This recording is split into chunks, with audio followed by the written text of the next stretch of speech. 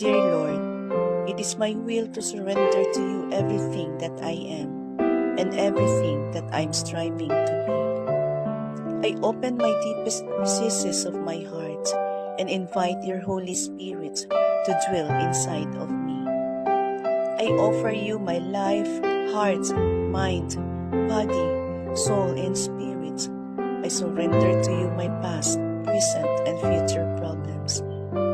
I ask you to take hold over every aspects of my life. I surrender to you all my hurt, pain, worry, doubt, fear, and anxiety, and I ask you to wash me clean. I release everything into your compassionate care. Please speak to me clearly, Lord.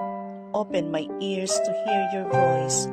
Open my heart to commune with you more deeply.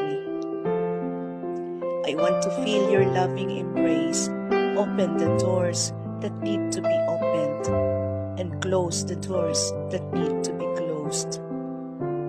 Please set my feet upon the straight and narrow road that leads to everlasting life.